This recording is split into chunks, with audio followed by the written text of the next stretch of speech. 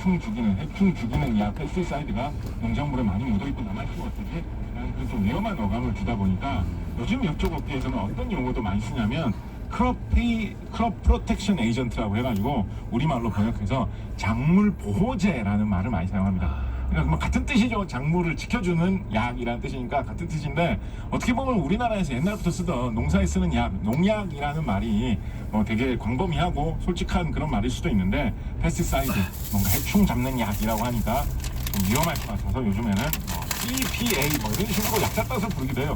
좀 약간 돈 많이 벌 것 같은 어감이라서 그런지 모르겠는데 잠시 후 우회전하세요. 요즘에는 농약의 대체 용어로 많이 쓰이고 있는 추세다라고 알아두시면 되겠습니다. 그러니까 뭔가를 죽이는 약이라는 어감보다는 뭔가를 지키는 약. 뭘 잠시 후 좌회전하세요. 이어서 우회전하세요. 피해를 안 주잖아요. 네. 그런데 딱 주변에 있는 병충해만 예방을 해주고 네. 너무 신기합니다. 그래서 진짜 약이라고 부르는 거 아닐까요? 그렇죠. 그 아까 피네틸린 소개해드렸듯이 그런 성분을 잘 개발을 해가지고 만들어서 쓰는 것입니다. 다른 동물, 그러니까 동물 중에서도 포유류라든가 양서류라든가 이런 다른 동물에게는 별 영향을 안 끼치면서 곤충이라든가 어떤 특이한 특성에만 반응을 해가지고 동물에게는 개발을 해가지고 이제 뿌리는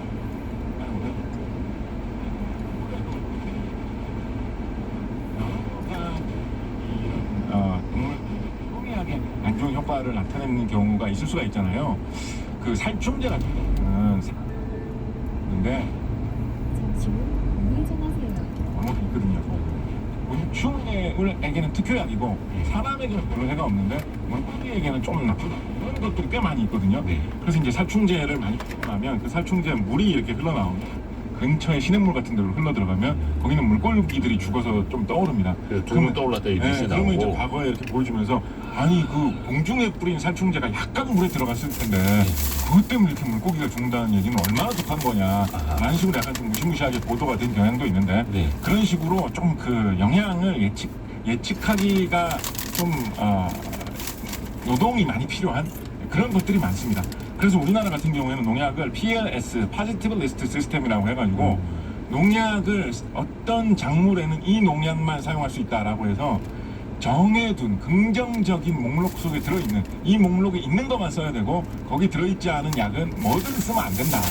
그러니까 아주 미량은 사용해도 되겠지만 일정 정도 이상은 뭐든 사용하면 안 된다라는 식으로 우리나라에서 규제 제도를 운영을 하고 있습니다. 주변 생물하고도 연관이 그렇습니다. 그래서 여러분 혹시 농약 사보신 분 계신지 모르겠는데 농촌에서 이 농사 지으신 분들은 다 한 번씩 사보셨겠죠? 네네. 농약을 사러 가가지고 농약을 보면 우리 보통 식품 같은 걸 보면 이렇게 영양 성분표 같은 거 이렇게 조그맣게 하나 붙어 있잖아요. 그죠? 잠시 후 우회전하세요. 병에 이게 엄청나게 붙어 있거든요. 사고 다발치. 잠시 후 좌회전하세요. 다 둘러 쓸 수가 없어요, 내용을. 그래서 그게 휘감기 불만 휘감겨 있는 경우도 많이 있습니다. 불좀 풀어가지고 들여쳐봐야지 우리 내용을 다 볼 수 있도록. 왜냐면 그게 이 농약은 어느 작물에는 얼마큼 써야 되고 가지는 얼마나 써야 되고 잠시 후 좌회전하세요. 다른 도로로 진입하지 않도록 주의하세요.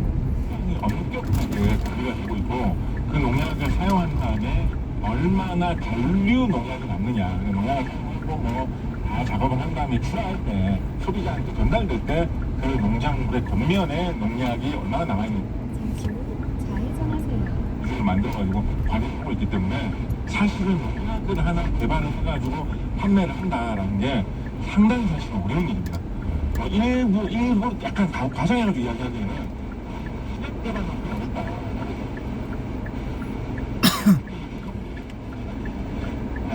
완제품은 원재는 그러니까 여러 가지로 다양하게 많이 나올 수가 있는데 그 핵심 성분이 되는 원재 개발 같은 경우에는 우리 이제 주식 투자에서 어떤 이 신약 개발하는 이상 일상 5km 이상 직진하는 구간입니다. 약 200m 앞 시속 30km 단속 구간입니다.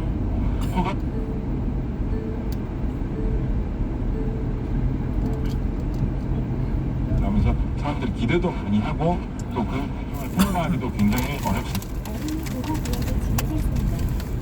서행하세요.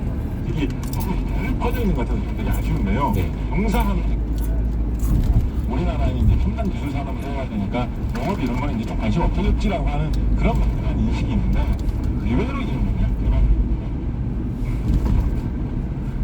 5대 농약 매니저들이 전부 다 선진국 5대 농약 매니저 중에 3개 회사가 유럽 회사들이고 2개 회사가 미국 회사거든요. 그 중에서 뭐 제1회사라고 하는 회사는 원래 중국에서 엄청난 돈을 주고 사들여가지고 중국으로 넘어갔고, 그래서 세계의 주요 거대 기업들이 최고의 어떤 기술력을 동원을 해가지고 차지하려고 하는 시장이 농약 시장이라고 보시면 될 것이고, 그 근원에는 농약이라는 거는 안전성이 중요하기 때문에 그렇죠. 어떻게 뛰어난 기술력으로 그 안전성을 입증할 수 있느냐, 그리고 세계의 그 수많은 나라들마다 다른 서로 다른 규제와 안전성 기준을 갖고 있는데 그거에 대한 허가를 어떻게 다 받을 거냐, 그거를 해낼 수 있을 만한 인력과 기술과 지식이 있어야지만 농약을 판매할 수가 있어서 세계의 거대 글로벌 농약 회사들의 입지가 굉장히 튼튼하고 돈을 많이 벌어간다라고 보시면 그 되겠습니다. 어마어마한 농약 시장까지, 우리가 살충제 이야기 그리고 이제 농약까지 이야기를 하고 있는데요. 지금까지 들어와 있는 뉴스도 한번 또 정리해서 보내드릴게요. 곽진식 작가와 이야기는 잠시 후에 이어가겠습니다. 라디오 정보센터 다녀옵니다.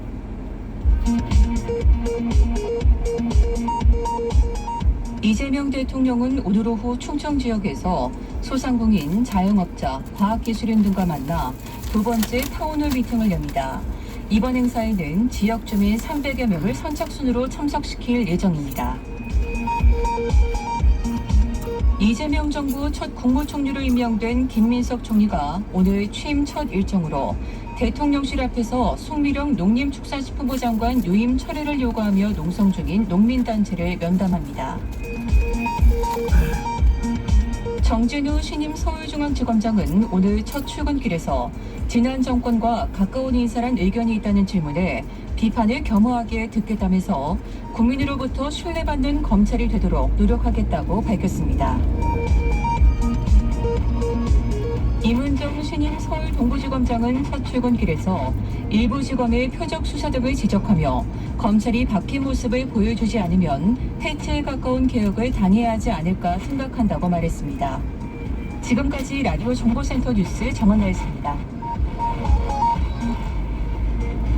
뿌리 깊은 제조업 시간, 곽재식 작가와 함께 이야기 이어갑니다. 우리 살충제 이야기를 했고 이제 농약 산업을 있는데 어릴 적에도 농약 파는 가게들 많이 봤거든요. 네. 거기서 뭐 비료도 팔고 농약도 팔고 뭐 개 사료 같은 것도 팔고 하면서 심부름도 갔던 기억이 있는데 우리나라 농약 시장이 어느 정도 할까요? 우리나라 농약 시장이 사실은 발전할 수 있는 그런 바탕 상황이 있습니다. 왜냐하면 아까 말씀드렸던 세계 주요 선진국 농약 업체들이 다 화학업체에서 출발한 업체들이거든요. 예. 세계 최대의 화학업체가 세계 5대 농약업체에 뿌리고 뭐 이런 식으로 돼 있거든요. 그 왜냐하면 농약이라는 게 다 화학기술을 이용해가지고 여러 가지 물질을 합성을 해가지고 약 5km 앞 우회전하세요. 그런지 아니고 건강지를 확인할 수 있는, 실험할 수 있는 영양이 다 있어야지 농약을 만들 수가 있으니까 농약업체들이 화학기술이 뛰어난 그간 속에서 탄생하는 경우가 많이 있습니다. 우리가 화학산업에서는 부활차를 했었는데 우리나라 화학산업의 크기가 크고 기반이 있는 나라이기 때문에 우리나라는 농약산업 실제로 우리나라를 우리나라를 냉추격해가지고 지금 여러 분야에서 넘어갔다라고 하는 공급 화학업체 같은 경우는 화학업체에 저력에다가 공급이 엄청 크게 있지 않습니까? 그 공유 시장에 농약을 팔지 않다는 걸 결합을 해가지고 요즘은 세계 10대 농약업체 뭐가 많아라고 하는 농약업체들을 크게 지금 들어오거든요. 그러면 일본 업체, 미국 업체, 이런 세계 국제의 농약업체들하고 중국업체가 경쟁을 하고 있는 상황이기 때문에 우리나라 농약국도 잘해볼 만한 그런 못하는 게 있습니다. 실제로 그런 농약업체 잘하다고 있었기도 했었는데 그거거든요.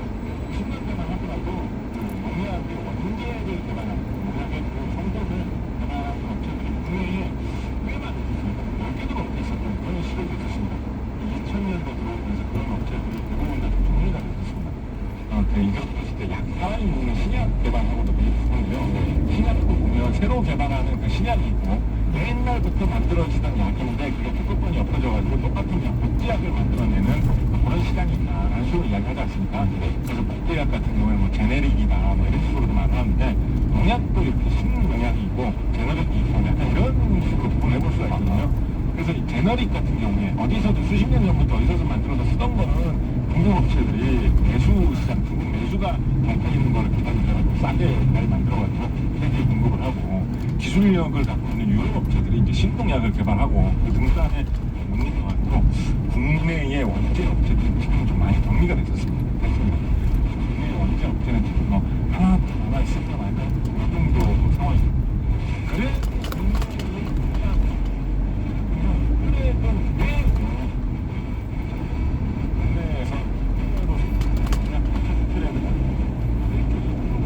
수출이 될까 뭐이 정도로 대충 추진을 하고 있거든요. 일단 이 떨어지면 어떻게 되는 거냐라고 생각을 해보면 팝이 세계에서 제일 있다고 요즘 막 미국에 있는 영화사에서 뭐 K-팝을 소재로 무슨 영화도 만들고 뭐 한다고 하던데 네 K-팝 수출액이 대충 연간 전 세계에 한 1조 2천억 원 정도 버는데 그럼 우리나라 농약 수출하는 거하고 수동약이나 K-팝이나 돈으로 따지면 비슷해요 사실은. 아까 말씀드린 이 원천 기술을 이용해가지고 보내는 이 원재를 수출하는 양입니다. 伊若到底感觉讲精力不足，较容易疲劳啊，心气不足、气的不足所来引起的。 우리나라는 동남아시아, 중국에도 우리나라 농약 꽤나 수출되는 편이고요. 최근에 우리나라 업체들이 좀 많이 이렇게 좀 공략을 하고 있는 시장이 세계적으로 농사 크게 짓는 이 남아메리카 쪽, 브라질 쪽에 농약을 수출하는 쪽으로 좀 많이 있어가지고 도전을 하고 있습니다. 여보세요? 가고 왜요? 가고 있어요. 맛있는 거 잔뜩 사갖고 가고 있습니다. 네. 네.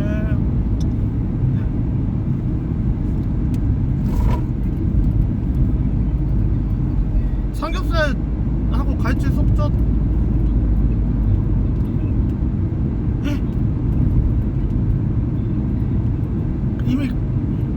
이미 옥천이 여기 옥천 여기 어디요? 성강로인데요. 우리나라 화학 산업의 기반이 좀 큰 거 치고는 다 왔어요. 좀 약한 편이고. 여보세요?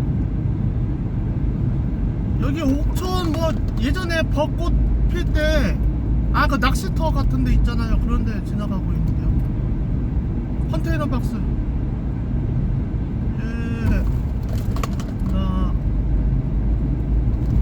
어떻게 수많은 세계 주요 국가의 규제에 다 들어맞는 실험을 해서 증명할 거냐. 그게 이제 쉽지 않은 그런 부담도 있고, 그리고 이제 뭐 따로 또 여러 세계 업체와 경쟁을 하는 또 다른 요소는 이미 예전부터 쓰고 있다고 알려진 원재라고 하면 그 원재를 얼마나 순수하게 싸게 대체를 낼 수 있냐. 그것도 이제 본업에서 중요한 기술인데 또 그것도 배우고 하면서 만들어내기가 좀 쉽지 않아서 여러 가지 노력을 하고 있고 앞으로 이거 진행하면 할 때가 농약 쪽으로 가가지고 크게 성공했거든요.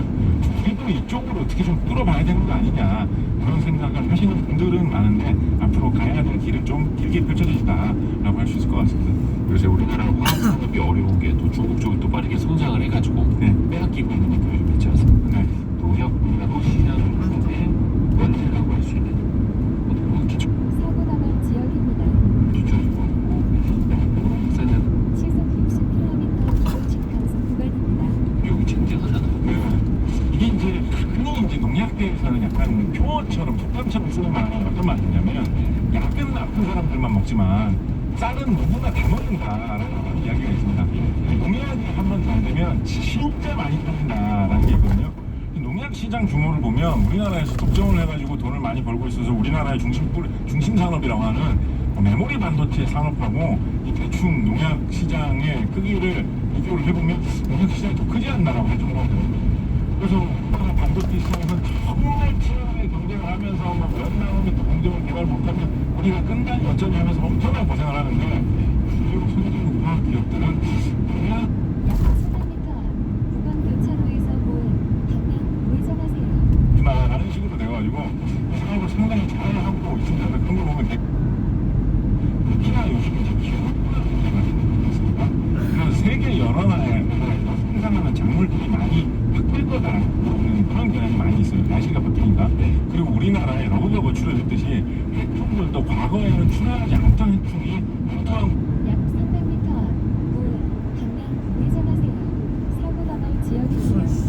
수요가 계속해서 기후변화에 많이 생길 거다라고 보고 있습니다. 예, 그리고 더군다나 이제 요즘 뭐 친환경 농산물이라든가 이런 거에 대한 이제 시장도 계속 커질 테니까 잠시 후 우회전하세요. 새롭게 개발해야 될 그런 수요도 있는 거죠. 그렇다 보니까 세계 여러 나라에서 농약 시장에서는 아직까지 할 게 계속 있다. 화학 기술 이런 쪽에 발달을 하기 위해서는 계속 추구해야 될 거다. 1km 이상 직진하는 구간입니다. 되게 앞서 나가는 나라는 아니잖아요. 그리고 뭐 이스라엘 같이 농사 그렇게 많이 되지도 않는 나라에서도 농약 쪽 화학 기술력을 발전해가지고 이 성공을 해서 많이 이렇게 투자를 하고 있습니다. 미래 산업으로 충분히 해볼 만하다라는 이야기를 볼 수가 있을 것 같고요. 또 하나 이 미래 최근 들어서 이제 농약을 사람이 안 뿌리고 사람이 뿌리면 이제 동그란 배트롱에 들어가지고 뿌리기도 힘들고 하니까 드론에다가 이 농약통을 붙여가지고 드론으로 날아다니면서 방지를 하는 수요가 요즘 굉장히 많이 늘어나고 있습니다. 많이 보시는 분들은 우리나라 쌀농사 같은 경우에는 한 농지의 40% 정도는 드론으로 이미 분배를 하고 있지 않나? 라고 보시는 분들이 있을 정도로 국내만 하더라도 드론을 이용해서 굉장히 많이 뿌리고 있거든요. 저도 얼굴 메인 같은 경우에 그렇죠. 필요하게. 네. 그리고 뭐 사람이 하기에도 안전하기도 하고 그러니까 드론으로 뿌리기에 더 편리한 약재를 개발하는 것도 미래에 좀 방향이 될 수 있다.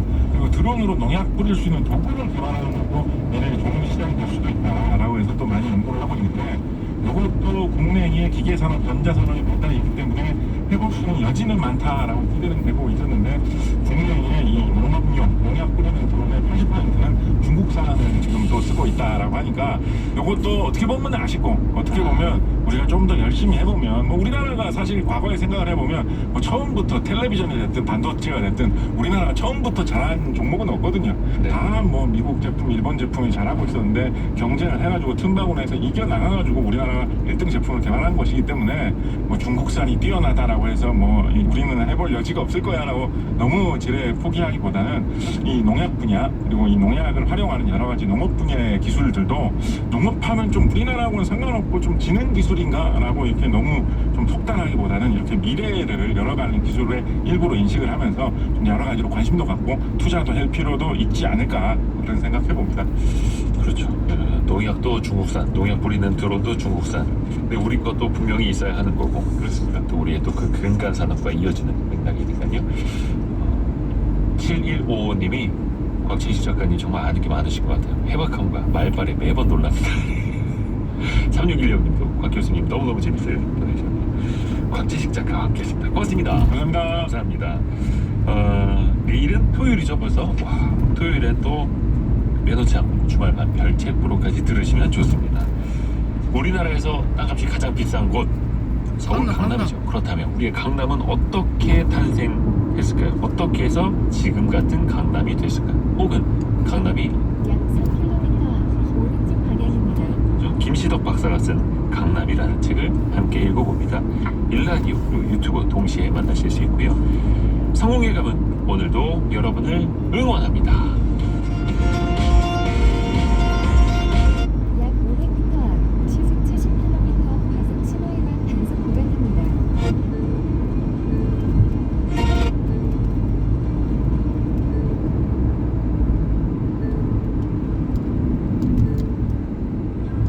광고업계에서 일하고 있는 박성경입니다. 어릴 때 아빠가 퇴근하고 오시면 도어락 누르는 소리 했거든요. 저도 똑같이 아이에게 환영을 받아보고 싶습니다.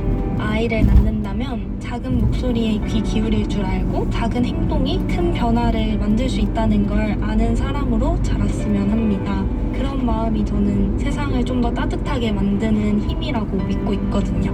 미래의 내 품속을 파고들 예쁜 아이야. 언제나 너의 말에 귀 기울이며 좋은 엄마가 되도록 노력할게. 건강하게 만나자.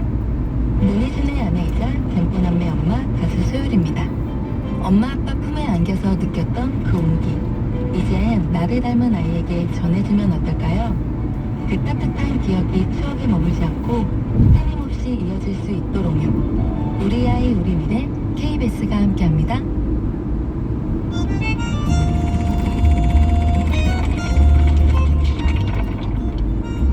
이은선의 영화관.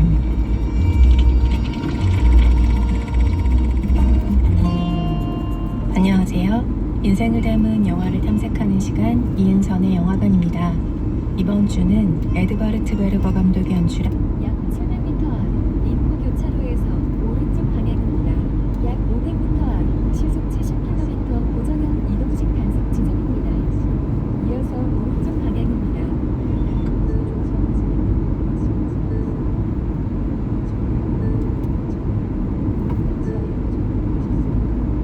약 300m 앞 오른쪽 방향입니다.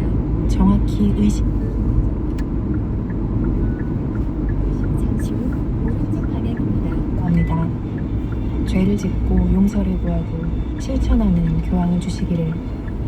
소리 없는 완력 다툼을 벌이는 이들 사이에서 미리 준비한 연설문을 지은 채 확신을 멀리하고 잠시 후 우회전하세요. 의식의 단장 연설은 현실 정치의 필요와도 정확히 공명합니다. 장르적 긴장감과 더불어 미처 예상치 못했던 콘클라베의 장점은 무척 5km 이상 직진하는 구간입니다. 적인 붉은 예복을 입은 추기경들의 행렬, 웅장한 건축적 디테일은 수세기 동안 이어져온 전통과 신앙 그리고 예술을 생각하게 합니다. 그리고 그 안에 모인 이들의 인간적 결함은 이 거대한 아름다움 앞에 얼마나 사소하고 보잘것없는 것인지를 대비시킵니다. 에드바르트 베르거 감독은 이 영화를 편집증과 폐소공포증의 다른 버전이라고 설명합니다. 바티칸의 건물 양식과 사제들의 붉은 옷자락을 포착한 카메라의 움직임이 영화의 아름다움을 배가하는 사이 때론 그 공간이 벗어날 수 없는 감옥처럼 보이기도 하는 중요한 이유일 것입니다. 어둡게 차단된 공간이 다시 세상의 빛을 받아들일 때 영화는 일종의 안도감마저 선사합니다.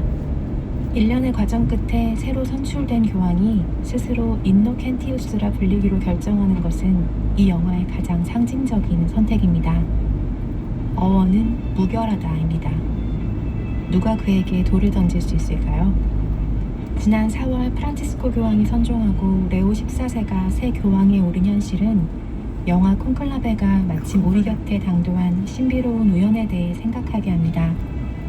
새 교황 역시 콘클라베 시작 전에 이 영화를 보았다고 알려져 있습니다. 이은선의 영화관이었습니다.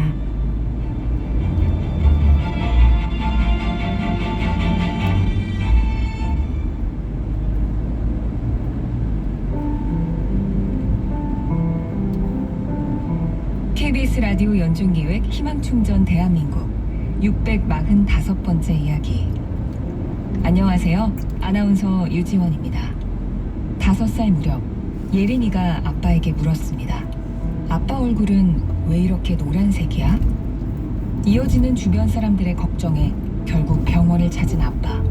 검사 결과는 예상치도 못한 직장암이었는데요. 그렇게 예린이 가족의 약 4km 앞 우회전하세요.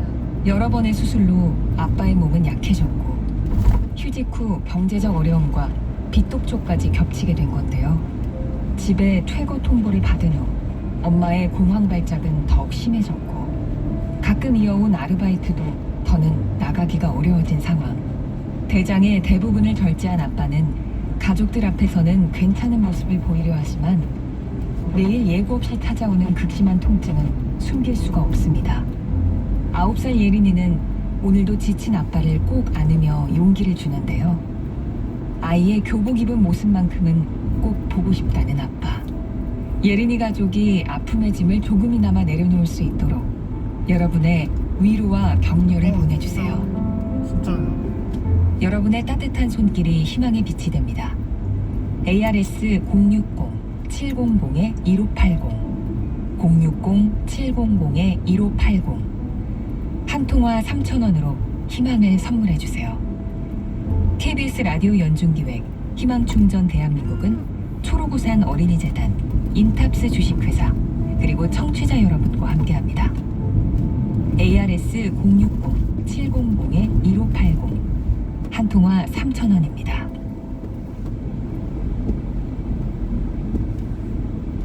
야, 3,000원밖에 안 되구나. KBS 58분 날씨. 현재 경기 북부에 비가 약하게 내리는 곳이 있습니다. 오늘 밤까지 수도권과 강원 내륙과 산지엔 가끔 비가 내리겠는데요. 비의 양은 5에서 20mm 정도로 많지 않겠고 소강 상태를 보이는 곳도 있겠습니다. 다만 경기 북부와 강원 북부 내륙과 산지를 중심으로는 돌풍과 천둥, 번개를 동반한 시간당 10mm 안팎의 다소 강한 비가 내리는 곳이 있겠습니다. 수도권과 강원도를 제외한 그 밖의 전국은 대체로 맑겠고요. 낮 동안에는 볕이 뜨겁게 내리쬐겠습니다. 지난 밤에도 서울 등 도심과 해안을 중심으로는 밤 최저 기온이 25도 이상을 유지하면서 열대야가 나타났습니다. 전국 대부분 지역에서 폭염특보가 발효 중인 가운데 오늘도 한낮에는 체감온도 33도 이상, 일부 지역은 35도 이상으로 오르며 몹시 무덥겠습니다. 낮 기온 서울 31도, 대전과 전주 34도, 강릉 35도, 대구는 36도까지 오르겠습니다. 특히 다음 주 중반에는 서울의 낮 기온이 34도까지 오르는 등 당분간 폭염과 열대야가 계속되겠습니다. 올해 남부지방과 제주도의 장마는 종료됐지만 중부지방은 아직 북한이 지나는 정체전선의 영향을 받을 가능성이 있습니다. 올해는 인천과 경기 북부, 강원 북부 내륙과 산지에 또 한 차례 비 소식이 있습니다. 현재 서울의 기온은 27.2도입니다. 조하늘입니다.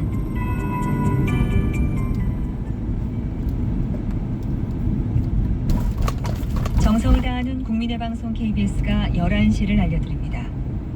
AM 1062kHz, FM 89.3MHz, KBS 청주라디오입니다. HLKQ.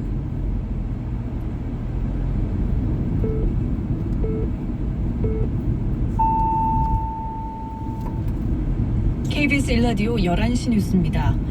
조은석 내란 특검팀에 소환된 김성훈 전 경호처 차장이 16시간 넘는 조사 끝 클래식.